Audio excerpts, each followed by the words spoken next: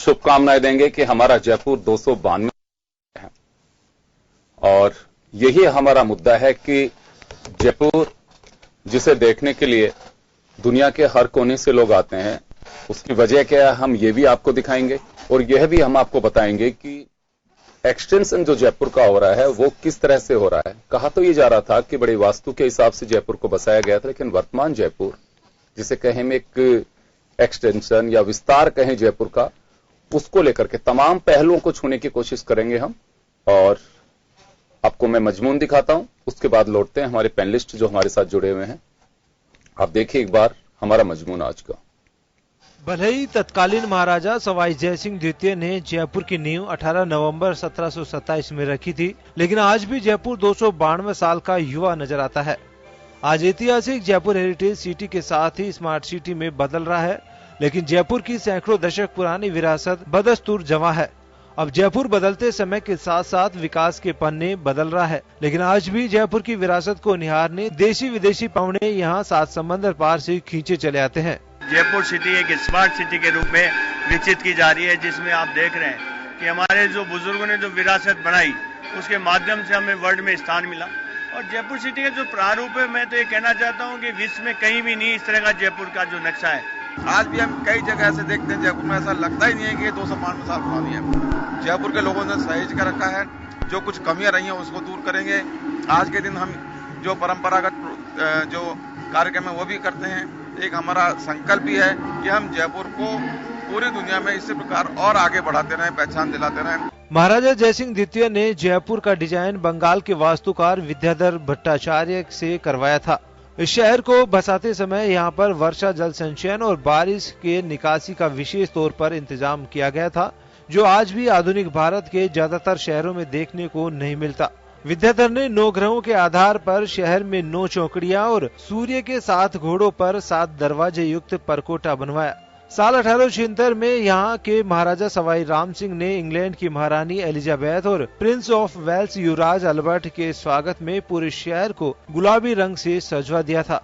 तभी से यह शहर पिंक सिटी के नाम से भी पुकारा जाने लगा। गुलाबी नगरी को भारत का पेरिस भी कहा जाता है, लेकिन विकास की दौड़ में बहता जयपुर अब बारिश की निकासी की समस्या से भी जूझने लगा है।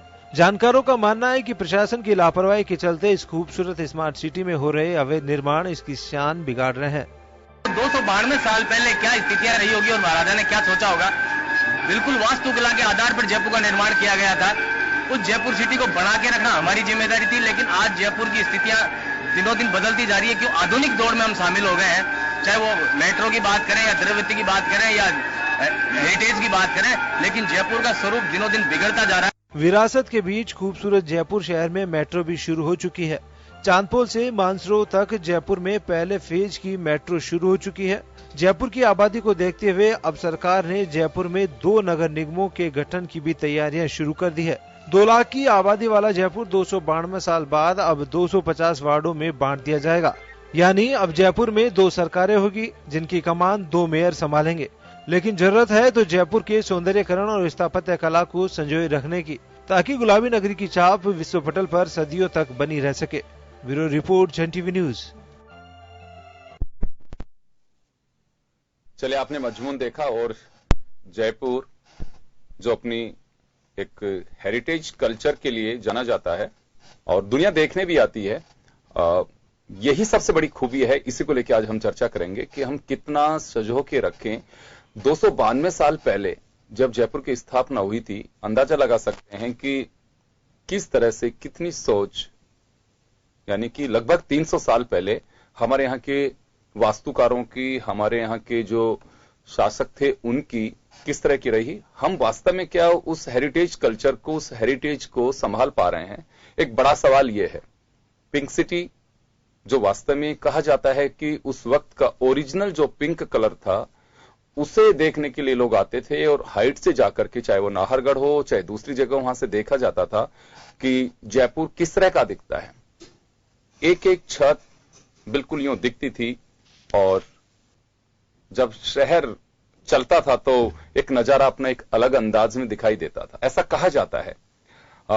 हमारे साथ वरिष्ठ पत्रकार धर्मवीर जी चंदेल साहब हैं, जयपुर की पूर्व महापौर, भाजपा नेता शीलदा भाई जी हमारे साथ में हैं और जयपुर की रहने वाली शालिनी जी हमारे साथ में हैं, जो काफी सोशल वर्कर की तरह हैं, सोशल वर्क से जुड़ी हुई हैं। मैं धर्मवीर जी आपके पास आना चाहूंगा कि आज हम बात कर रहे हैं जयपुर की खूबसूरती को लेकर के, जयपुर कहां से कहां पहुंचा, समय की जरूरत के साथ क्या क्या हुआ, लेकिन वास्तव में आज हम कहां खड़े हैं। जयपुर जिस सोच के साथ बसाया गया था, जिस कल्चर को देखने, जिस हेरिटेज को देखने के लिए दुनिया आती है जयपुर में, हम क्या वास्तव में उसको सही तरीके से हम दिल में बसा पा रहे हैं? अगर दिल में बसा पा रहे हैं तो क्या उसको वास्तव में वैसा ही रख पा रहे हैं जैसे एक सोच के साथ इसे बसाया गया था? जयपुर एक सपनों का शहर रहा है, जो बहुत ही योजनाबद्ध तरीके से वास्तु के अनुसार इसकी स्थापना की गई थी। ठीक 292 साल पूर्व हम परिकल्पना करें कि उस दौर के कैसे वो नगर नियोजक होंगे जिन्होंने विचार किया होगा कि इस प्रकार का एक शहर होना चाहिए जहां पर पानी की अच्छी व्यवस्था हो, सड़क की अच्छी व्यवस्था हो, उद्यानों की अच्छी व्यवस्था हो, चौड़े रास्ते हो, उनके आसपास पेड़ पौधे लगाए जाएं। बहुत परिकल्पना के आधार पर एक सपनों का शहर यहां बसाया गया और गुलाबी उसको आभा प्रदान की गई। ये गुलाबी आभा ही थी कि जयपुर को पूरा विश्व पिंक सिटी के रूप में, पूर्व के पेरिस के रूप में भी लोग पहचानते थे। हालांकि एक दौर ऐसा भी रहा कि यहाँ के जो मंदिर थे, यहाँ का जो धार्मिक स्वरूप था, इस कारण लोग इसको पुरानी काशी के रूप में भी जानते थे, जानते हैं। लेकिन आज छोटी काशी के नाम से कहा जाता है। छोटी काशी कह लीजिए, पुरानी काशी कह लीजिए, बड़ा ही एक खूबसूरत इसका एक इतिहास रहा है, जिसमें एक अच्छा पाठशालाएं किस प्रकार की होंगी, किस प्रकार का पुस्तकालय होगा, किस प्रकार की दुकानें होंगी, किस तरीके की दुकानें होंगी, वो सियासत काल में भी चला। विद्याधर ने, जो उस दौर के बड़े नगर नियोजक थे, बड़े आर्किटेक्ट थे, उन्होंने जिस प्रकार अपनी परिकल्पना को साकार रूप दिया, उसी से जयपुर का निर्माण हुआ। फिर जब इस देश पर अंग्रेजों की हुकूमत रही तो मिर्जा इस्माइल ने एमआई रोड बसाया। आप देखिए कि एमआई रोड पर जब हम जाते हैं तो लगता है कि कहीं कनॉट पैलेस पे खड़े हैं। जब हम कनॉट पैलेस को देखते हैं तो लगता है कहीं किसी यूरोप के किसी देश में हम खड़े हैं। लेकिन आज कहते हुए बड़ी पीड़ा है कि जिस सपनों का शहर हमारे पूर्वजों ने बसाया, उसको हम सहज कर अपने पास रोक कर नहीं रख पाए। एक दौर ऐसा था जब यह कहा जाता था कि इस जयपुर शहर को, इस परकोटे को यदि आप एक नाप से नापेंगे, एक गज से नापेंगे तो बिल्कुल बराबर जाएगा। कहीं कोई अतिक्रमण नहीं था, जिसको आजकल इंक्रोचमेंट के नाम से जानते हैं। कहीं कोई गंदगी नहीं थी। वो एक ऐसा दौर था, उस दौर में सूचना तकनीकी का विस्फोट नहीं था, लेकिन लोग अपना कर्म समझते थे। हालांकि आज साधन बहुतायात हैं। उस दौर में लोग बैलगाड़ियों से और दूसरे इक्का से चला करते थे, वो जानवर लीद करते थे, लेकिन फिर भी सड़क पर लीद नहीं दिखाई पड़ती थी। आज पूरी तरह परिदृश्य बदला है। सूचना क्रांति ने अपना कमाल दिखाया है, लेकिन आज जयपुर को हम जानते हैं एक प्रदूषित शहर के रूप में। आज हम जयपुर को जानते हैं एक ऐसे शहर के रूप में जहां पर अतिक्रमणों की बहार है, अतिक्रमणों की बड़ी श्रृंखला है। आज हम जयपुर को जानते हैं एक बढ़ते हुए अपराध कल्चर के रूप में। आज हम जयपुर को जानते हैं एक ऐसी अव्यवस्था के रूप में जहां पर लोग ये कहते हैं कि देखते देखते क्या हो गया है। ऐसे में हम सब लोगों की जिम्मेदारी है कि हम उस पुराने स्वरूप को, पुराने वैभव को, उस पुरानी कलात्मक को लौटें, ताकि जो हमारा इतिहास में स्थान रहा है वो माकूल रह सके, वो स्थापित रह सके। बिल्कुल आप सही फरमा रहे हैं धर्मवीर जी। सबसे बड़ी बात यही है कि हम उंगली किसी पे भी उठा सकते हैं, लेकिन सबसे बड़ा सहयोग आदमी का खुद का होता है। आप अपने घर के साथ में, आप घर में भी देखेंगे कि आप लालच में मत जाइए, आपको खुली हवा मिल सके। कोई आके देखे तो कहे कि मकान छोटा हो सकता है, बड़ा हो सकता है। हम बहुत अच्छे से देखते हैं, किसी की झोपड़ी भी होती है, लेकिन वो अपने जो आंगन होता है उसको मिट्टी और गोबर से लीप करके भी इतना खूबसूरत रखते हैं कि कई विदेशी पावने भी वहां बैठने को मजबूर होते हैं कि कितना खूबसूरत इसका घर है। तो वही जयपुर हमारा घर है। केवल हम सरकारों पे, हमारे बोर्ड्स पे, इन्हीं पे उंगलियां उठाएं कि सरकारी कारिंदों ने कोई काम नहीं किया, वो एक वजह हो सकती है, लेकिन बड़े जिम्मेदार हम लोग भी हैं। हम हमारी लालच की वजह से जयपुर के स्वरूप को किस तरह से बिगाड़ा, ये किसी से छिपा नहीं है और इसे स्वीकार करने में कोई अतिशयोक्ति भी नहीं है। मैं शालिनी जी के पास जाना चाहूंगा। शालिनी जी, जो बसावट जयपुर की थी, आज यहां पे नहीं, जब विदेश में भी जाते हैं तो लोग बड़े उससे देखते हैं कि किस शहर से आए हैं, वास्तु के हिसाब से हर तरह की जो होना चाहिए थे एक आधुनिक शहर के रूप में उस जमाने में, जिसमें वास्तु भी आधुनिक की, तो क्या कहूं, उस दौर का आधुनिक प्लस जो एक दार्शनिक भी, और एक ऐसा शहर जो वास्तव में जो कह रहे हैं कि सपनों का शहर उस वक्त बसाया गया था, हम उसको उस रूप से सहेज करके नहीं रख पाए जो जिसने भी सोच करके बनाया। आज मुझे लगता है कि पीड़ा होती होगी इस बात को देख करके, जयपुर को भी होती है पीड़ा, और जिन्होंने बसाया शायद उनको आत्मा को भी पीड़ा होती होगी कि क्या स्वरूप सोचा था और क्या हो गया। जी, नगरों में बादशाह है जयपुर नगर हमारा, और आज 292nd बर्थडे है, स्थापना दिवस है जयपुर का। छोटी काशी कहते हैं, गुलाबी शहर कहते हैं, और बाहर जाने की जरूरत ही नहीं है। जयपुर को कोई एम्बेसडर की जरूरत नहीं है, जयपुर को कोई मॉडल की जरूरत नहीं है। जयपुर अपने आप में एक एम्बेसडर है, अपने आप में एक मॉडल है। आप जयपुर के किसी भी हेरिटेज आर्किटेक्चर के सामने खड़े होकर अगर अपनी तस्वीर खिंचवाएंगे तो वो कोई मॉडल और कोई एम्बेसडर की जरूरत नहीं पड़ती उस आर्किटेक्चर को, क्योंकि वो अपने आप में एक मिसाल है। चाहे वो हवा महल हो, नाहरगढ़ हो, सिटी पैलेस हो, जंतर मंतर हो, जो पूरा कंप्लीट है, और ओमेगा से भी लोग आए हैं उसकी टेक्निकल रीडिंग्स देखने के लिए कि वो बराबर एक्यूरेट चल रहा है क्या नहीं। पूरा कंप्लीट है जंतर मंतर हमारा। चौड़ा रास्ता, छोटी चौपड़, हर बाजार जयपुर के अंदर एक रीजन के लिए है कि जहाँ पे बर्तन मिलते हैं, जहाँ पे कपड़े मिलते हैं, जहाँ पे किताबें मिलती हैं। छोटा काशी कहते हैं क्योंकि गलता जी है, बहुत विद्वान लोग यहाँ से आए हैं। जयपुर की बात मैं बताऊं आपको कि SMS मेडिकल कॉलेज, आप सोचिए ये उस जमाने की बात है जब राजा महाराजा होते थे। इन्होंने कितना सोचा। हम सबको थैंक यू बोलना चाहिए, मन से थैंक यू बोलना चाहिए, सिर्फ वर्बली नहीं। सवाई जयसिंह जी को और कंटिन्यूस जो पूरी रॉयल फैमिली है उनको, क्योंकि इन्होंने एक मेडिकल कॉलेज खोला। जयपुर का मेडिकल कॉलेज हिंदुस्तान के one of the best medical colleges में है।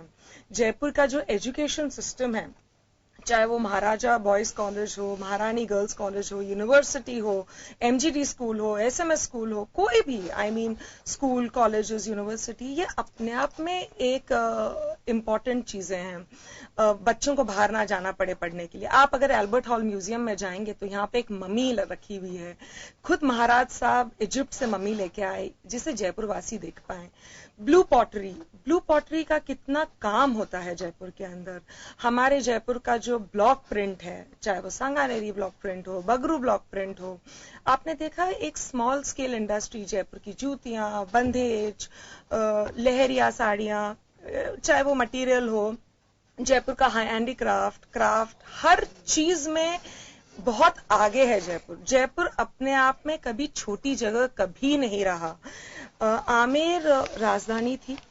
आमेर जब छोटा पड़ने लगा तो उन्होंने जयपुर बनाया, और पूरे आमेर पूरा पीला रंग था, जयपुर को उन्होंने गुलाबी नगर बनाया। और जब इसकी संस्कृति, कला, हर चीज में निपुण है और नकारात्मक नहीं होना चाहिए। 2 लाख की आबादी वाला शहर आज 60 से 70 लाख की आबादी झेल रहा है। आपने देखा कि जयपुर के अंदर जो बहुत सुंदर ड्रेनेज प्लान है, लोग कुछ सिटीज को कहते हैं ये प्लांट सिटी है। सबसे ज्यादा प्लांट और ब्यूटिफुली प्लांट सिटी अगर है तो जयपुर है। हर रोड एक राइट एंगल पे मिलती है, चौड़ी चौड़ी सड़कें हैं, सीवर सिस्टम है, ड्रेनेज सिस्टम है।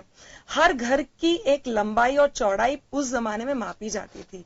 जब ईसर लाट बना तो ये था कि शहर के अंदर कोई भी स्ट्रक्चर एक लिमिट से हाइट में ऊपर नहीं जाना चाहिए।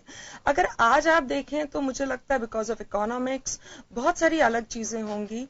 कभी किसी ने शायद ध्यान नहीं दिया इसके ऊपर, तो दुकानों के ऊपर दुकानें चढ़ा दी। वो जो पिंक कलर था जिसे बेसिक जयपुर नगर का शान मानी जाती थी, जिससे लोग उसको पहचानते थे, वो पिंक कलर हटने लगा। जयपुर में पहले जब बनाया गया था तो ये सोच के बनाया गया था जबकि हम डेजर्ट लैंड के अंदर आते हैं, तब भी ये सोचा कि अगर कभी बारिश आए तो यहाँ पे बाढ़ भी नहीं आनी चाहिए। यहाँ पे रामगढ़ है, है ना, रामगढ़ के वहां पे वर्ल्ड एशिया के अंदर 82 बोटिंग, बाकायदा बोटिंग हुई थी। तो जब इतना सुंदर शहर है, अगर इसको कोई बिगाड़ रहा है तो हम बिगाड़ रहे हैं। और अगर हम कहें कि बाहर से लोग आ गए इसके लिए पॉपुलेशन बढ़ गई, तो नहीं। जयपुर में तो जब बसाया गया तो बाहर से लोगों को बुलाया गया, तभी तो इसका आर्ट, हैंडीक्राफ्ट, कल्चर, हर चीज बढ़ेगा। जयपुर का चाहे गणगौर फेस्टिवल हो, तीज फेस्टिवल हो, आप उस जमाने में देखिए, आज भी देखिए, इतना ही सराहा जाता है। तो हमें किसी गवर्नमेंट पे या किसी एक इंस्टीट्यूशन को गलत नहीं बोलना चाहिए, हमें खुद को, जयपुर को सुधार के रखना चाहिए। बिल्कुल आप सही फरमा रहे हैं। और यही एक बड़ी वजह है कि आज भी एक परंपरा हमारे यहाँ पे त्रिपोलिया से जब तीज की सवारी या गणगौर की सवारी निकलती है, तो न केवल हमारे यहाँ के लोग, विदेशी पावने भी यह देखने के लिए आते हैं। लेकिन फिर भी हम गुलाबी नगर के साथ में बेरहमी हमने जो की है, मुझे लगता है कि इससे बचा जा सकता था। विष्णु कुलवाल साहब हमारे साथ में, जो एक व्यापारी भी हैं और वॉल सिटी में इन्होंने काफी लंबे समय तक अपना काम किया है, देखा है। कुलवाल साहब, आज हम 292वां स्थापना दिवस मना रहे हैं और खुशी भी है और थोड़ी तकलीफ भी इस बात की है कि हम एक्सटेंशन के स्वरूप को ठीक से बना सकते थे। जयपुर को अगर और जरूरत थी तो थोड़ा सा और उसको बढ़ाया जा सकता था। जैसे दुकानें बनी हुई थी, उस दौर की दुकानें हैं। 292 साल पहले जब दुकानें बन गई थी, तो आज हम चाहते तो एक हब के रूप में कहीं भी बना सकते थे कि चलिए ये जैसे कटला बना पुरोहित जी का कपड़े का काम होगा, ऐसे बना सकते थे। मॉल्स अलग बना सकते थे, मॉल्स का एक तरीका हो सकता था। लेकिन अब तो बेतरतीब तरीके से बसावट कहूंगा इसे रोका जा सकता था और कायदे से बनाया जा सकता था। क्या माने इसे, आम जन की लापरवाही, सरकार की लापरवाही, या फिर अब वक्त की मांग थी, ये तो सब होना ही था?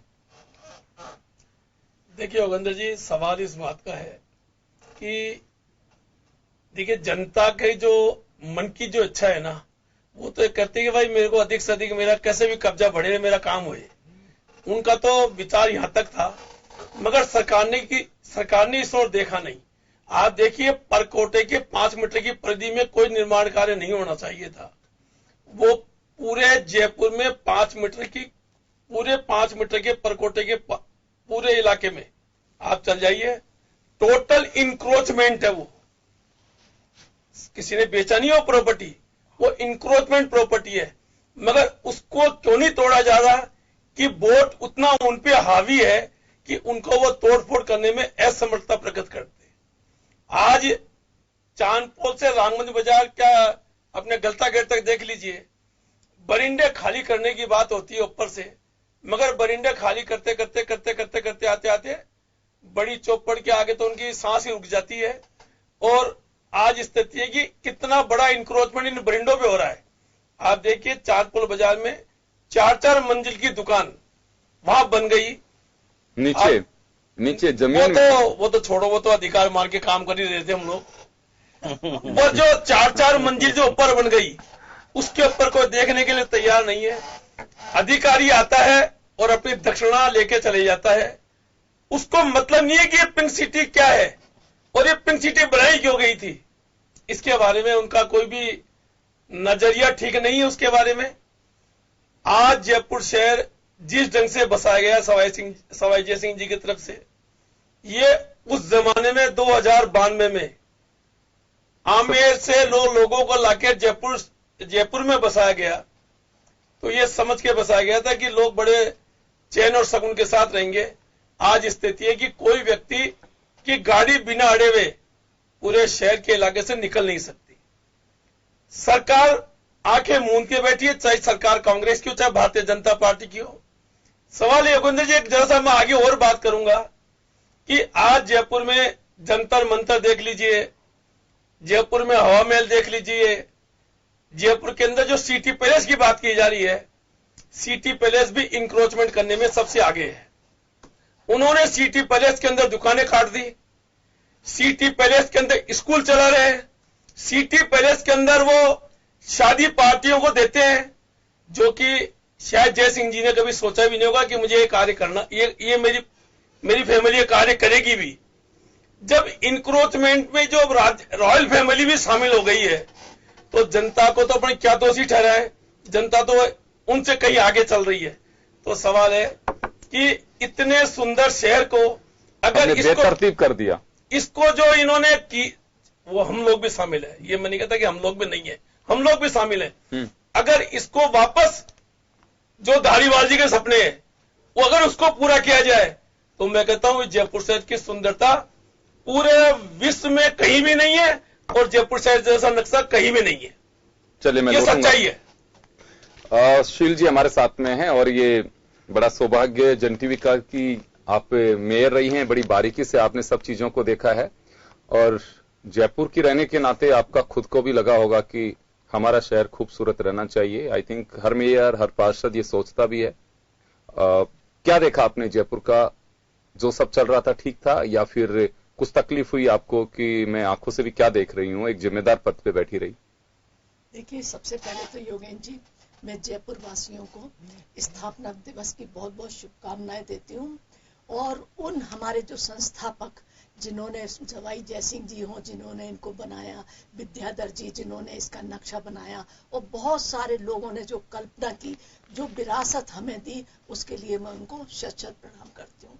अब हम बात करें 292 ईयर्स से लेके अब तक के बीच में जो दौर गुजरा है, तो मैं कहूँ राजा रजवाड़ों की आन बान शान का प्रतीक जो जयपुर रहा, आज की स्थिति में पुरातन नूतन का मिश्रण परंपराओं और विरासत के रूप में हम इसको देख सकते हैं।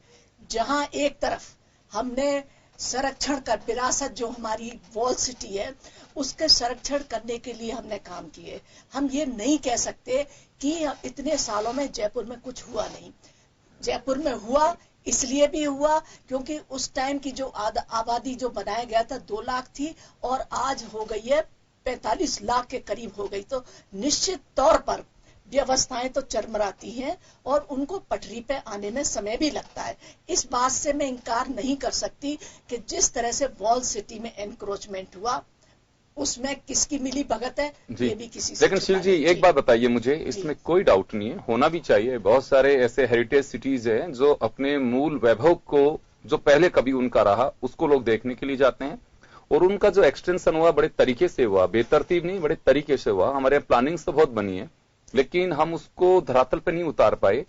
मेरा मानना है कि हम जयपुर के स्वरूप को रोक सकते थे। एटलीस्ट आप कहीं मत जाइए, कम से कम हम उस मार्केट को जंतर मंतर के आसपास जहां टूरिस्ट आके देखना चाहता है, आप ठीक है कोई बात नहीं है, गलियों के अंदर आपने बसावट और ज्यादा बढ़ा दी, 1 मंजिल था उसको 4 मंजिल बना दिया, वहां भी चलिए कोई बात नहीं है। परिवार बढ़ता है, चीजें होती हैं, रहने के लिए जगह भी चाहिए, लेकिन मूल स्वरूप के साथ में जयपुर का जो मूल स्वरूप था हम उसको तो बचा सकते थे।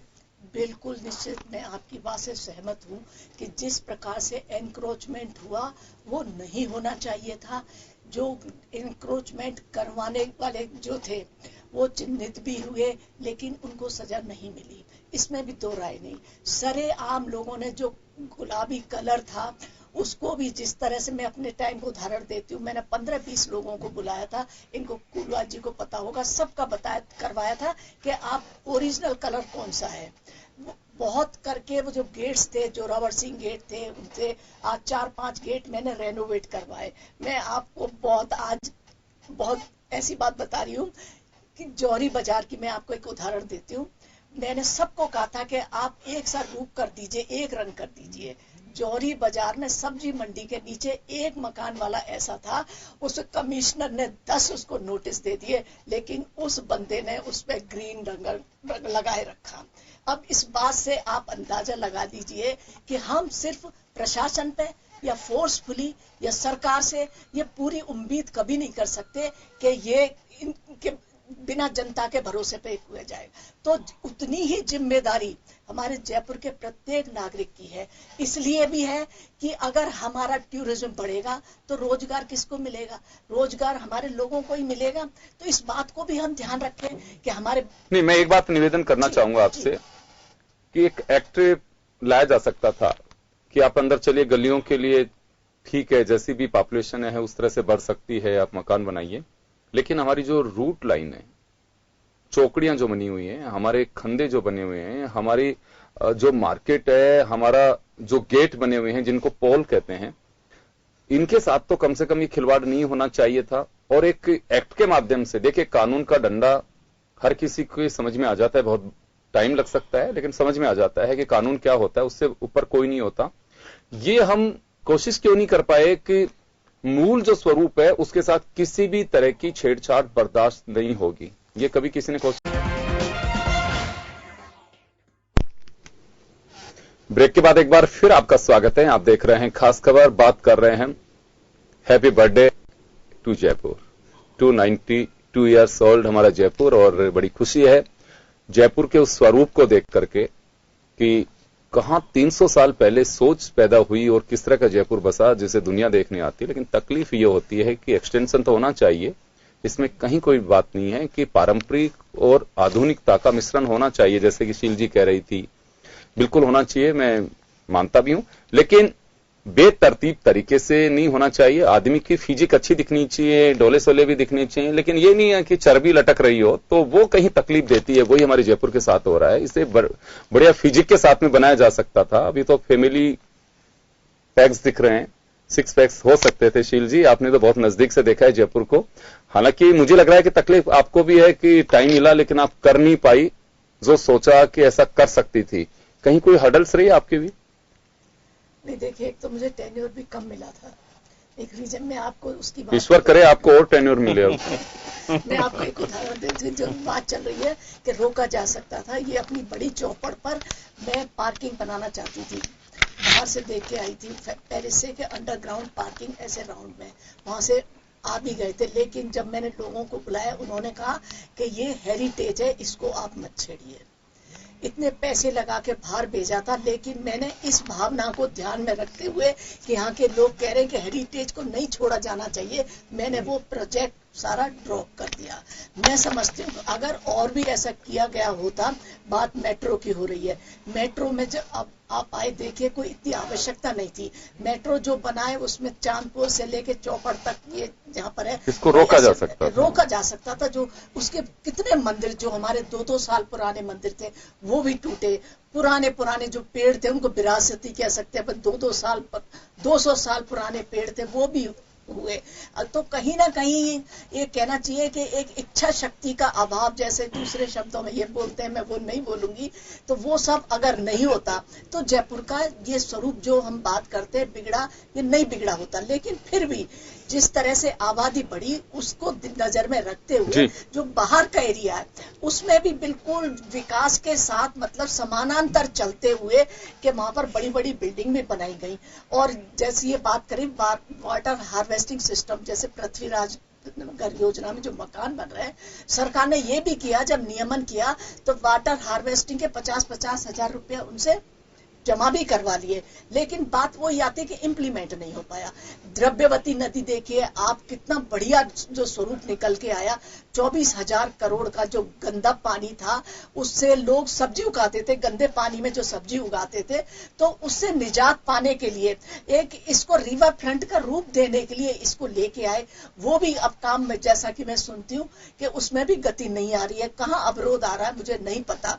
बात सफाई, पहले सब्जियां पैदा हो रही थी, मच्छर पैदा हो रहे हैं वहाँ। देखो खेती तो अभी भी हो रही है वहाँ। हाँ, नहीं तो बात वही है ना, कोशिश की। ऐसा हम ये नहीं कह सकते कि किसी ने करने की कोशिश नहीं की, कोशिश की, लेकिन और भी अगर जो इच्छा शक्ति होनी चाहिए। सबसे बड़ी बात क्वेश्चन ये उठता है कि आप एनक्रोचमेंट होते ही उसको क्यों नहीं तोड़ देते, ये इसकी जिम्मेदारी किसकी है? जब आप पूरा हो जाता है, पूरा बन जाता है, तब आप उसको तोड़ते हो, हाई कोर्ट आपको आदेश देता है, तब आप तोड़ते हो। तो ये कहीं ना कहीं एक गैप है। अगर इस गैप को भरा जाए और अन्य नागरिकों की तरह जो ऑफिसर्स हैं वो भी इसको अपनी नैतिक जिम्मेदारी समझें। बिल्कुल मैं सहमत हूं आपकी बात से, और मैं तो यही कहूंगा कि अधिकारियों की छोड़िए, खुद को, व्यक्ति को मान के चलना चाहिए कि मेरा जयपुर है, मेरा जयपुर खूबसूरत रहना चाहिए, मेरा घर, मेरा आंगन अच्छा दिखना चाहिए, अच्छा लगना चाहिए, दूसरे को भी लगे कि हाँ हम किस शहर में आए घूमने के लिए। और बेतरतीब करेंगे तो मुझे लगता है कि वो अच्छा मैसेज नहीं जाता। इसके लिए सरकारें तो हैं, लेकिन हम खुद भी जिम्मेदार हैं कि हमारी लालच ने किस तरह से बेतरतीब कर दिया। मैं शालिनी जी के पास आना चाहूंगा। शालिनी जी, इसमें कोई डाउट नहीं है कि आधुनिकता और पारंपरिक या पुरातन, ये कहें कि भावनाओं का जो समावेश हुआ, निश्चित रूप से एक बहुत अच्छी बात है। समय की डिमांड है, नई पीढ़ी उस पुरातन काल की चीजों को भी देखना चाहती है, पुरानी चीजों को भी देखना चाहती है कि वास्तव में उस दौर में वास्तु था जिसके लिए पिछले 15-20 साल से हम बिल्कुल वास्तु दोष नहीं होना चाहिए, मकानों में ये करते हैं वो करते हैं, लेकिन ये तो उस दौर की बात है जब दुनिया यहां देखने आती थी कि कैसा जयपुर बसा हुआ है। एक्सटेंशन होना चाहिए, पॉपुलेशन बढ़ रही तो निश्चित रूप से होगा, इसमें कहीं कोई संदेह नहीं है, लेकिन जो बड़ा सवाल यह है कि क्या वास्तव में बेतरतीब मैं बार बार यूज कर रहा हूं अपने शब्दों में, वह वजह यही है कि इसका कोई मास्टर प्लान नहीं रहा। जब उस दौर में सवाई जयसिंह जी ने सोच ली थी कि जयपुर मुझे कैसा बसाना है, तो क्या आज के हमारे पुरोधा जो हैं, ये अभी सरकार के हुक्मरान हैं, इनकी भी तो हुकूमत में ये सोच आनी चाहिए थी कि जयपुर का एक्सटेंशन नॉर्थ विंग में ये होगा, राइट साइड साउथ में ये, ईस्ट में ये, आपके वेस्ट में, तो ये प्लानिंग तो की जा सकती थी कि अजमेर रोड पे जाना है तो यहां तक का इस तरह से। ये कहीं हमारी इच्छा शक्ति की कमी रही? मैं आपकी बात समझ रही हूँ, और जैसे मैंने अभी थोड़ी देर पहले कहा कि चौड़ा रास्ता, छोटी चौपड़, आप देखिए कितनी बड़ी बड़ी सड़कें हैं जी। कोई भी जयपुर आता है कहीं भी बाहर से, किसी भी बाहर के शहर से, विदेशों से भी, उनको जयपुर के सड़कें देख के पहले तो एक बार चौंक जाता है, इतनी बड़ी बड़ी चौड़ी सड़कें हैं। और आप देखिए जो नया जयपुर है, नया जयपुर से मेरा मतलब ये है आउटसाइड द वॉल्ड सिटी के बाहर हमारे यहाँ जो फ्लाईओवर्स बने वो आज के लिए ही छोटे पड़ रहे हैं। ये जयपुर 292 ईयर्स चल पड़ा और आज ही जो फ्लाईओवर्स बनते हैं 9 साल का प्रेशर भी नहीं ले पाते हैं, अभी नहीं प्रेशर ले पाते। उसके अलावा आप देखिए कि जब प्लानिंग जब की गई थी एक शहर की, तो ये प्लान होता है कि इसमें एक हॉस्पिटल हो, इसमें स्कूल हो, एजुकेशन सेंटर हो, प्लेग्राउंड्स हो, इसमें मंदिरें हो, चाहे रिलीजियस प्लेस किसी की भी हो, मस्जिद हो, जामा मस्जिद है जौहरी बाजार में, तो रिलीजियस सेंटर्स भी होने चाहिए। उसके अलावा रेलवे स्टेशन, आप सोचिए उस जमाने में हमारे राजा महाराजा ने सांगानेर पे एयरपोर्ट बनाया था, वो एयरपोर्ट अभी कुछ समय पहले तक चल रहा था और वो बराबर भी था। आज जो नया एयरपोर्ट बना है हमारे शहर में, वो आज ही छोटा पड़ रहा है। तो कहीं ना कहीं ये बोलते हुए मुझे दुख होता है हमेशा। बसाया जा सकता था, उसमें प्लानिंग का अभाव रहा। ये बोलते समय मुझे हमेशा दुख होता है, बिकॉज ये बहुत नेगेटिव साउंड करता है कि घूम फिर के बात आती है करप्शन पे। हम में से कोई भी, अगर आप बोलते हैं सफाई आंदोलन, क्या आपको लगता है पुराना जयपुर गंदी जगह थी? बिल्कुल भी नहीं। बाकायदा दरवाजे बंद हो जाते थे, रात को झाड़ू वाला आता था, रात को सफाई कर्मचारी आते थे और पूरे रोज रात को साफ होते थे। जो हमारे पूर्वज यहाँ पे रहते हैं और जो हमारे, बहुत पुरानी बात नहीं है, मैं तो अपने से दादा दाना के जमाने की बात बता रही हूँ, वो भी कहते थे। और आज देखिए आज की हालत ऐसी क्यों है? तो जहां आपने पूछा क्वेश्चन क्यों, तो आंसर आता है करप्शन पे। आज अगर आप इम्प्लीमेंट करना चाहेंगे, अपना पूरा मन लगाएंगे वो इम्प्लीमेंटेशन पे, जो नई सरकार आती है, जो नए लोग आते हैं, वो उसको अनइम्प्लीमेंट करने का सबसे पहले सोचते हैं, एजेंडे बदल जाते हैं। बिल्कुल। तो ये गलती ना आपकी है ना मेरी है, और इसको नेगेटिव वे में नहीं बोलना चाहिए। अगर सब लोग सोचे, मैं तो ये भी नहीं बोलूंगी कि किसी सरकार ने सोचा है कि हम इसको बुरा करेंगे, नहीं, ये सरकार का दोष नहीं होता। बिल्कुल, ये जिस तरह से इम्प्लीमेंट किया जाता है कहीं ना कहीं उसमें कमी चूक रही है। पुराने जमाने में रॉयल्टी इतनी स्ट्रांग होती थी कि उन्होंने कह दिया 7 बजे दरवाजे बंद होंगे, इसका मतलब है होंगे। इसका ये मतलब है कि आज के जमाने में भी स्ट्रांग लॉ इम्प्लीमेंटेशन होना चाहिए। तो सबके घर एक ही कलर के होंगे, रोड्स एक ही तरह के होंगे, ट्रैफिक नियंत्रण होगा। ये जो जानवर हैं, अभी भी उनको शिफ्ट किया है, जयपुर शहर के बाहर लेके जाते हैं, पर तो भी रास्ते में कितने सारे पशु दिखते हैं हमें। विदेशी की जान चली जाती है। हमारे यहाँ पे ये स्थितियां हैं कि जिस जयपुर की खूबसूरती देखने आते हैं, अभी तो सांड से लड़ना पड़ता है आकर के उनको। बड़ी अजोबगरीब स्थिति है। हालांकि ये वक्त ऐसा आता है कि जब केक काटते हैं और हम तालियां पीटते हैं और हैप्पी बर्थडे बोलते हैं। ये तो घेवर और फेनी का शहर है। बिल्कुल बिल्कुल। तो मिठास भी लोगों की उसी तरह की थी, इसमें कहीं को संदेह भी नहीं है। यहाँ पे जब जोनार चलती थी तो उसकी महक कुछ अलग ही होती थी। वो भी एक कहूंगा कि कल्चर था यहाँ का। मैं एक बार फिर धर्मवीर जी के पास जाना चाहूंगा। धर्मवीर जी, देखिए, हम चिंता कर सकते हैं, चिंतन कर सकते हैं, लोगों को अवेयर कर सकते हैं कि अभी भी हम वापस उस दौर में लौट सकते हैं कि आपके मकान, अब तो क्या वास्तव में कि कांच के मकान बना रहे हैं लोग। ज्यादा देखिए, बड़ी बिल्डिंग्स हैं, कांच दिखेगा आपको, और कलर तो कोई तो करना ही होता है। सरकारें वास्तव में ये स्टेप उठा सकती थी किसी भी दौर में, कभी भी आजादी के बाद में, कि जब चुने जनप्रतिनिधियों का बिल्कुल एक हुकूमत का दौर चला कि कलर हमारा ऐसा होना चाहिए, या फिर हम कहें कि शहर का एक्सटेंशन तो होगा लेकिन एक्सटेंशन बेतरतीब नहीं होगा।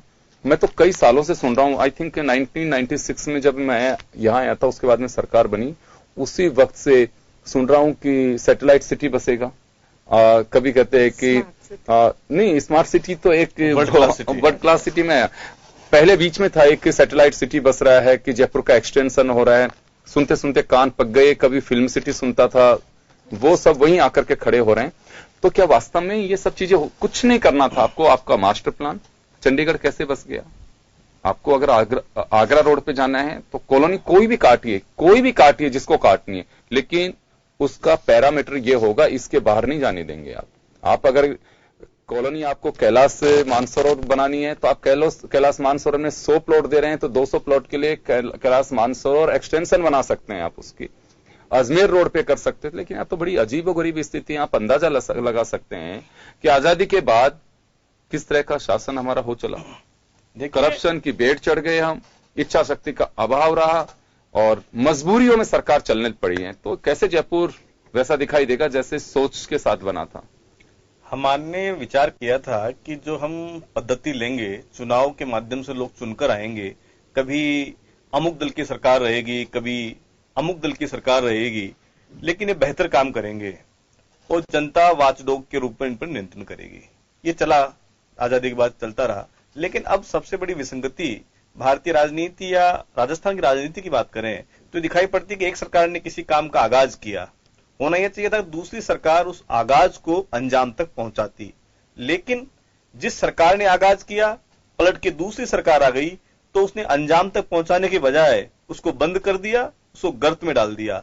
जिस बातों की आज चर्चा कर रहे हैं तो उसमें सबसे बड़ा मूल कारण यह है कि एक सरकार ने आगाज किया, दूसरी सरकार ने उसको बंद करने का, उसमें कमियां गिनाने का, उसको भ्रष्टाचार की भेंट चढ़ाने का, अनेक उपमाएं देने का काम किया है।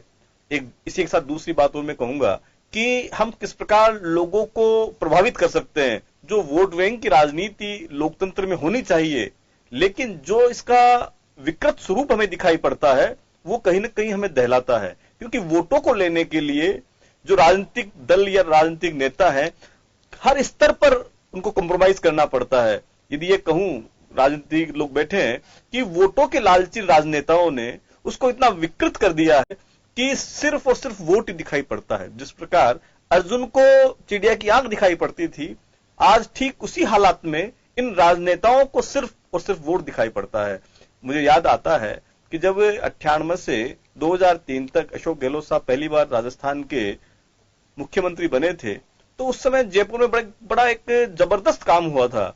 मैं कहूंगा कि वो हिस्टोरिकल हो सकता है, हिस्टोरिकल कहेंगे हर अंदाज में, क्योंकि उस दौर में अनेक लोगों की मौत हो गई थी, उस दौर में बरामदे खाली हुए थे, क्योंकि वो भी हिस्टोरिकल है। कोई नकारात्मक बात आती है वो भी इतिहास में दर्ज होती है, कोई सुखद बात होती है वो भी इतिहास में दर्ज होती है।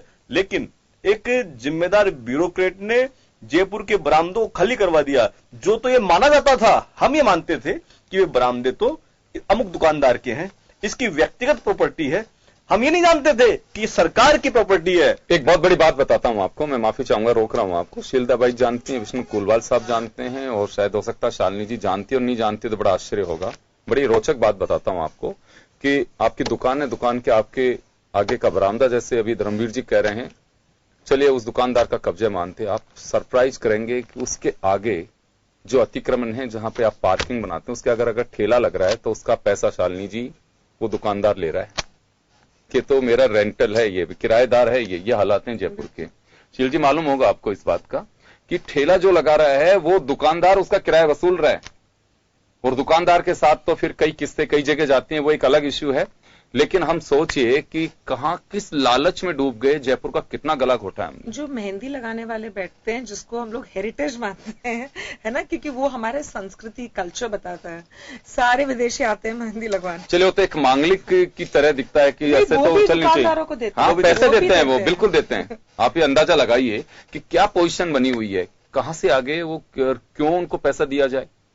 पहली बात तो ठेला क्यों लगे, और लग भी रहा है कोई गलती से तो फिर वो पैसे उसके खाते में क्यों जा रहे हैं? पैसे लेता है बाकायदा, 1 से 2 तारीख नहीं होने देते हैं, पता नहीं कल क्या हो, आज दे पैसे, एडवांस होता है, आप पूरा महीना पूरा करके भी नहीं।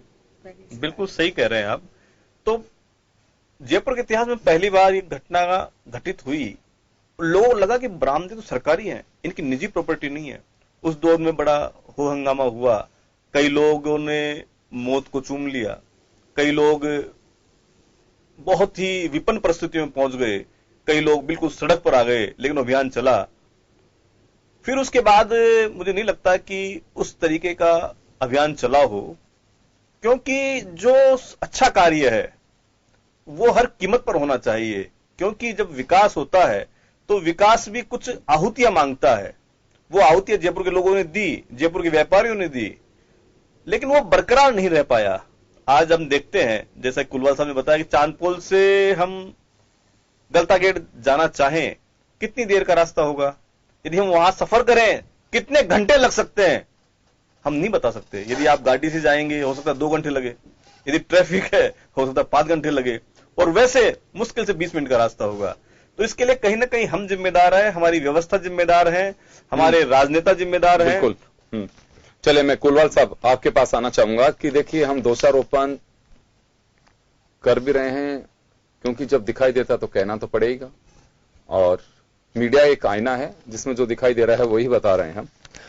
आपसे जानना चाहूंगा कि चलिए तो सब कुछ हुआ, हमारा काम एक सुझाव देने का भी है, हम कोशिश कर सकते हैं कि कुछ चिंता जाहिर कर सकें, ऊपर तक आवाज पहुंचा सकें, समझना नहीं समझना, लेकिन हमारी पहल होती है कि कम से कम आम जनता तो उस पहल में जुड़े।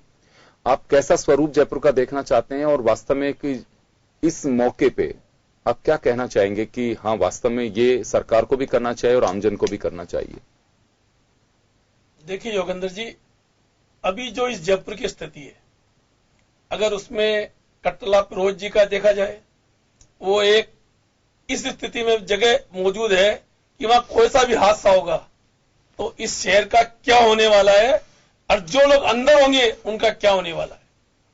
सवाल है, व्यापारियों को भी आगे आके कहना चाहिए कि हमें मंडी बनाने के लिए जगह दीजिए, हम वहां पे मंडी का विकास करेंगे, हम जयपुर की जनता का सहयोग करेंगे। व्यापारी करना चाहता है, मगर सरकारी जो अधिकारी हैं वो नहीं चाहते कि ये व्यापारी या सरकार मिलकर काम को आगे बढ़ाए। योगेंद्र जी, बहुत बढ़िया बात अभी सब लोग क्या कर रहे थे। आज जयपुर शहर को छोड़ के जब जयपुर के बाहर की कॉलोनी बनती है तो जयपुर विकास प्राधिकरण उसको अनुमोदित करता है।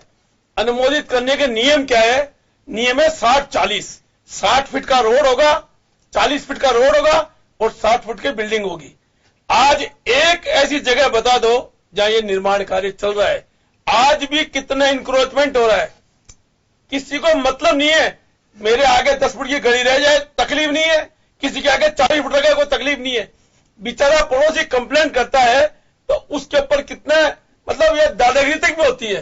तो सवाल है कि आज ये जयपुर शहर को कहां ले जाना चाहेंगे। मैं योगेंद्र जी आपको जयपुर शहर के अंदर की स्थिति बताना चाहता हूं। चांदपोल बाजार से सबसे पहले शुरू होता है लंगर के बालाजी का रास्ता। लंगर के बालाजी का रास्ता नगर निगम के नक्शे में उठा लीजिए आप, 60 फीट का चौड़ा रोड है, आज 20 फीट भी नहीं है। उसके बाद आ जाइए बगरुआ उनियालों का रास्ता, क्या स्थिति है? 15 फुट दोनों मकान आगे आ गए, 20 फुट की गली छोड़ दी। सरकार क्यों नहीं करना चाहती काम? कौन विरोध कर रहा है उसका? देखिए, जिसका टूटेगा तो वो तो विरोध करेगा, मगर जब सरकार की इच्छा शक्ति है काम कर सकती है। आज बगरुवाला के रास्ते की स्थिति क्या है? 80 फीट का चौड़ा रोड है, आज वहां पे चल जाइए 35 फीट का रोड नाप लीजिए। पहले गोखे के बाद दुकान, इस प्रकार की स्थिति बना दी कि कोई देखना नहीं चाहता। आज पूरा नागर रोड कॉमर्शियल चूड़ियों की दुकानों का बन गया। क्या स्थिति नागर रोड? लेकिन होना क्या चाहिए? जनता क्या करे, सरकार क्या करे, वो बताइए। सख्ती कार्रवाई करे, सख्ती से सख्ती कार्रवाई करे। देखिए, इंक्रोचमेंट के खिलाफ जब तक सरकार और जनता सामने नहीं आएगी, जब तक होता रहेगा, अधिकारियों के पेट भरते रहेंगे। महापौर साहब तो बताएंगे नहीं कि अधिकारी कितने अच्छे कितने बुरे हैं। सवाल है भ्रष्टाचार इतना बढ़ गया है। योगेंद्र जी, आपने एक बात तो सही बोली कि जिस अधिकारी के जमाने में मकान बना उस अधिकारी के खिलाफ कार्रवाई हो, पैसे लेके कहां से तुमने मकान बनवा दिया। और जिसने मकान बना लिया 4 मंजिल के बाद, वो भी सरकारी डंडा चलता है जो हाई कोर्ट उस पर आदेश देता है। तो जरूरत क्या पड़ रही हाई कोर्ट को इन फैसलों को करने की? हाईकोर्ट के पास तो वैसे भी बहुत काम है। तो जनता को भी ये सोचना होगा कि हमें इंक्रोचमेंट नहीं करना चाहिए और सरकार को भी करवाना होगा कि आपको इंक्रोचमेंट नहीं करना है।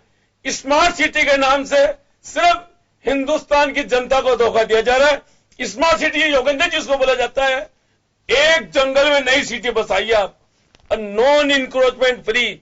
अगर ये हमारे प्रधानमंत्री जी चाइना जाते हैं, वहां देख के आते हैं, हर साल एक सिटी बनती है वहां पर, और वो सिटी का नाम पूरे वर्ल्ड में होता है। तो अगर स्मार्ट सिटी बनानी है, इन पुराने रंगों को मत करिए, नई स्मार्ट सिटी बना के देश को बताइए कि ये स्मार्ट सिटी होती है। शील जी, मैं तो चलिए बहुत लंबी बहस हो जाएगी स्मार्ट सिटी में जाने में, तो मैं तो ये जानना चाहता हूं कि इस पावन मौके पे क्या कहना चाहेंगे आप कि जनता भी क्या करे, और जिन लोगों की रेस्पॉन्सिबिलिटी है, पैसे लेते हैं इसी बात की कि हमारी विरासत को संभाल के रख सकें। देखिए, सबसे पहला मैं जनता से यही अपील करूंगी कि ये जयपुर शहर है, ये हमारा है, ये हमारी विरासत है, इसको बचाना, ताकि हमारे पावड़े विदेशों से भी आए और हमें रोजगार के अवसर भी प्रदान करें। तो अपने आप को भी नैतिक जिम्मेदारी समझते हुए इस जयपुर के लिए कुछ त्यागें। अगर कुछ नुकसान भी हो रहा है तो शहर के हित में उसको छोड़ दें, एनक्रोचमेंट नहीं करें, सफाई का पूरा ध्यान रखें, क्योंकि सफाई सिर्फ नगर निगम इसका ही काम नहीं है। सफाई में हर व्यक्ति, और ये डे टू डे चलने वाला प्रोग्राम है। जो तार है, जिस तरह से मकानों के ऊपर से तार जा रहे हैं, उनके नीचे कोई भी मकान नहीं बनाए, क्योंकि बार बार बिजली विभाग से भी चेतावनी आती है कि तार आप पहली बात तो बनाइए ही मत। आदेश है कि आप 15 फीट दूर बनाएंगे, लेकिन फिर भी बना रहे हैं। फिर इसका जिम्मेदार कौन होता है? आप जो नई कॉलोनी कच्ची बस्ती बस रही है, वहां पर आप देखिए, वहां जाके बिल्कुल ऐसे तार उनके ऊपर जा रहे हैं। तो ये सब ना करें, अपने जीवन को, अपने जीवन की सुरक्षा खुद भी करें। जी बिल्कुल जी, इसमें मैं ये कहना चाहती हूँ कि ये बात तो सही है कि पर जहाँ बिल्डिंग्स बन गई हैं, वो क्या वो प्लान्ड है? अब अगर मुझे घर खरीदना है, मैंने अपना पूरा लोन लेके पैसा लगा दिया, वहां पे एक आम जनता ने पैसा लगा दिया, बिजली कनेक्शन, वाटर कनेक्शन तो सरकार दे रही है, राइट? और वो बिल्डिंग के अंदर ना पार्किंग सिस्टम है, ना उसकी कोई बाउंड्री वॉल है, एच टू एच बिल्डिंग लगा देते हैं। जैसे आपने एक शब्द यूज किया था, वास्तु तो है ही नहीं बिल्डिंग में। वो कहते हैं कि फ्लैट का वास्तु है, पर बिल्डिंग का तो कोई वास्तु ही नहीं है। ना तो हवा आ रही है, ना धूप आ रही है, ना पार्किंग फैसिलिटी है, ना बच्चों को खेलने की वहां पे जगह। और लोगों का तो क्या है, वो तो लेंगे, घर तो लेंगे ही, फ्लैट तो खरीदेंगे ही, वो तो अपना पैसा लगा रहे हैं। तो यहाँ पे गवर्नमेंट को ही रोकना चाहिए। जैसा ही वो नक्शा आता है निगम में, उनको वहीं पे उसको कट डाउन कर देना चाहिए, उसे पास नहीं करना चाहिए। क्योंकि एक बार जब आपने घर बना लिया, उस आशियाना को तोड़ना एक्चुअली पाप है। हम चिड़िया का घोंसला नहीं तोड़ते, तो यहाँ पे तो पूरा परिवार आके बस गया।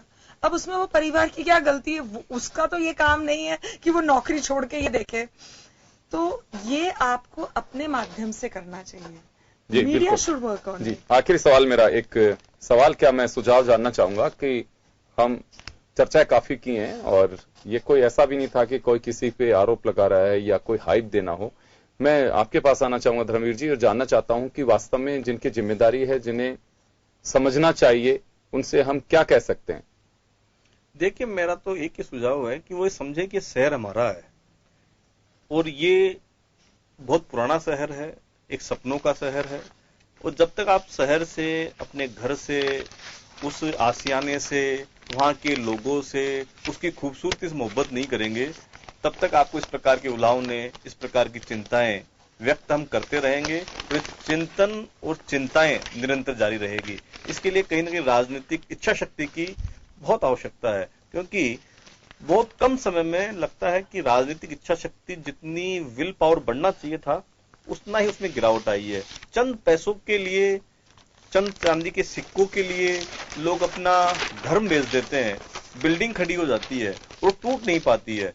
तो कम से कम जो लोग निर्णय लेने वाले लोग हैं, उनको नीरसीर विवेक होकर तटस्थ भाव से फैसला करना चाहिए।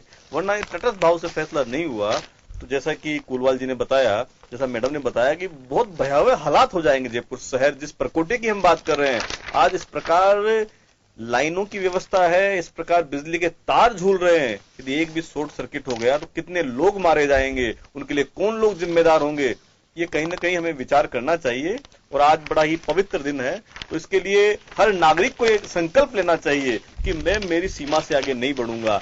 और जो लोग फैसले लेते हैं उनको भी ये निर्णय करना होगा कि कहीं ना कहीं हम तटस्थ भाव से काम करें, तभी जयपुर की मैं धर्मवीर जी रोकना चाहूंगा, मैं माफी चाहूंगा और सभी को बहुत बहुत शुभकामनाएं। लेकिन शुभकामनाओं के साथ साथ हमारा सबका फर्ज भी बनता है कि वास्तव में जयपुर की खूबसूरती को हम बनाए रखें। दुनिया यहाँ आती है, लोगों को रोजगार मिलता है, टूरिज्म के आधार पर लोगों की जीडीपी इस कदर है कि आज हमारे विकासशील राष्ट्र की नहीं हो पा रही है। लेकिन कुछ चीजें ऐसी हैं कि हमें उनसे बनाए रखना है, बचाए रखना है, ताकि लोग विदेश से आए एक मैसेज लेकर के जा सके और कह सके कि इतने साल बाद भी जयपुर के लोग बसावट के मामले में कितनी शालीन हैं। बेतरतीब मत करिए इस जयपुर को, और अगर जिम्मेदारी जिन लोगों की है तो मेरा मानना है कि उन्हें अभी भी कदम उठाना चाहिए। अन्यथा पैसे तो आप कमा सकते हैं, लेकिन आपकी आत्मा आपको खुद को माफ नहीं करेगी कि हम कर क्या रहे हैं इस जयपुर के साथ। चलिए, बहुत बहुत शुक्रिया आप सभी का। खास खबर में आज इतना ही, दीजिए इजाजत, नमस्कार।